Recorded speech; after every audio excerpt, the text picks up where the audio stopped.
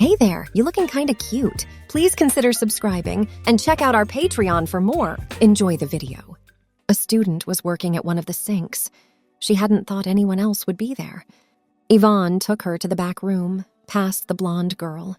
As they went by, the girl had smiled at her. Yes, Bobby did come, but he is no longer here. She laughed. She showed Bobby's mother who the young girl cleaning the salon was when she held up his shoes. Who is Bobby?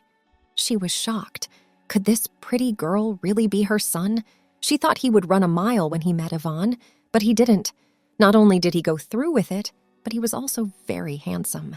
Any mother would be happy to have such a daughter. Except that this wasn't her daughter, it was her son. Hey, Mom. Oh, my. Bobby? I don't think it's true. It seems like, okay. She played with his hair. Jesus Christ, is that a wig? I can't believe it. She looked at him from head to toe. Oh my, you're cute. Look at those nails, too. She looked over at Yvonne. What have you really done to my son? Bobby's mother was upset. It took Yvonne a while to explain, so they looked through the pictures together. I think we should all go to the lunchroom and sit down, she spoke. It was strange to sit with his mom and drink coffee while dressed as a girl. Even worse, she kept looking at him with a very strange look on her face. Bobby started to wonder if he had let things get too bad. So you tried out for the part to see if you could do it. How do you feel? His mother said. Well, that's odd. Every time I look in the mirror, I wonder who the girl is. Then I figure out that it's me. His mom was keeping a close eye on him. So how do you feel about that? Don't know. He spoke. I guess it's cool, like I'm in a movie or something. Okay, there are only 4 weeks left until the photo shoot. Do you really want to walk out like this in front of so many people and cameras? Bobby turned white. I did say I would, but I don't know if I want everyone to see me like this. Well, his mother said, there's only one way to know for sure. You'll have to keep doing what you're doing for the rest of the day. If you want to keep going after that, you should probably stay a girl until everything is over. He didn't know what to do next. Even though he didn't want Cindy to win, he couldn't go out in public as a girl. We would have to buy you new clothes, of course. If I'm going to have a new daughter for a while, she's not going out looking like a ragamuffin, that's for sure. I think Yvonne might even be more likely to clean her room after seeing you help her. He was looking at Yvonne. That doesn't help. He had no right to argue when he was sitting there with a blonde wig, makeup, and a pink salon assistant's uniform on. He was doomed.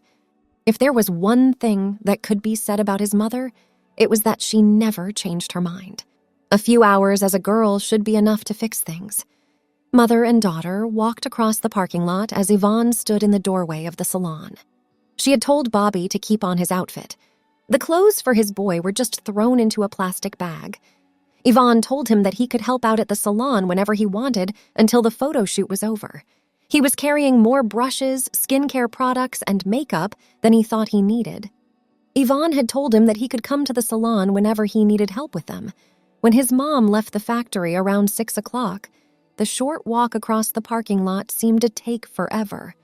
Bobby was embarrassed every time someone walked by, but no one seemed to notice that he was wearing a dress. He held his mom's hand for the first time in years. It's okay, Bobby.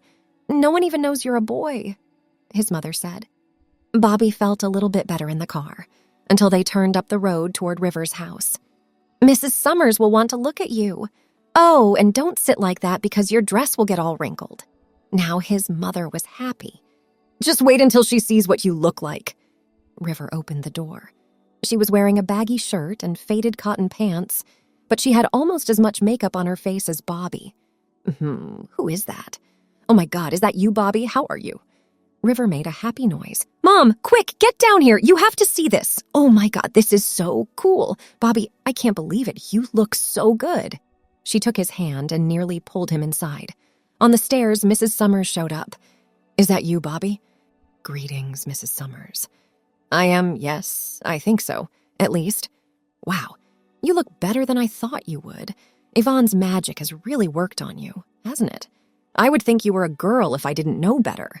Now come on in and dance for us. Again, Bobby was being looked at as he walked up and down. They went into the family room, which was where it all began. What size are those shoes? River's mom asked. Bobby lifted one foot and looked at the bottom to see what size it said. River caught him just as he was about to end up in a mess. All of them tried hard not to laugh. That's not what ladies do. River's mom read the bottom of his shoe and told him, "We wear the same size, Mom." "I thought so," her mom told her. "Bring down a few pairs of your shoes, you sweetheart. I want to see how our new model moves in shoes with heels." River smiled and took off up the stairs. "Let's see what works, Bobby. This will be awesome. I have a lot of shoes for you to try on." The two girls sat on River's bed, and the dresser was full of makeup. "I've been preparing for the photo shoot by practicing. This is so cool. I can't believe you really did it because you look great. I can't wait until everyone else sees you. Man, we're gonna have a lot of fun, I think, thanks." Bobby said it. "I feel like I might be in the Twilight Zone. 1 minute, everything is fine, and the next, everyone treats me like I'm a girl." River only grinned. "Also, that wig is pretty good, and blonde is your color for sure. If you're a girl, you can never have too many shoes. Let's check out what I have. Then we'll see what we can do to make your hair look even better." Soon after that, they were sitting in a circle of different kinds of boots and shoes. Down the stairs, their moms could hear what was going on upstairs. "Do you want coffee?" River's mom asked. "Yes, please. This seems like it might take a while." River made Bobby try on everything from little court shoes to suede boots with tassels and big platforms on the bottom. She laughed at him as he stumbled around the bedroom in his first attempts while wearing sandals with a 3-inch heel. "I think we should start with something a bit lower," she chuckled. "Or you could get some training wheels." After a long discussion, River told him that she didn't have any shoes that really go with that outfit, so he should take off his uniform. I mean, it's the right time for a makeover. This style is so 5 minutes ago. She smiled. "This is so cool, it's like having a sister."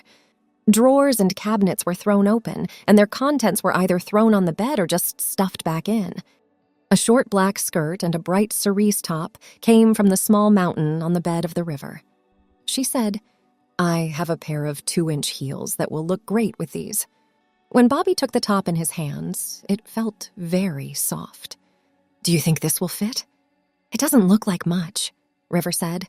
"Trust me, it will fit perfectly.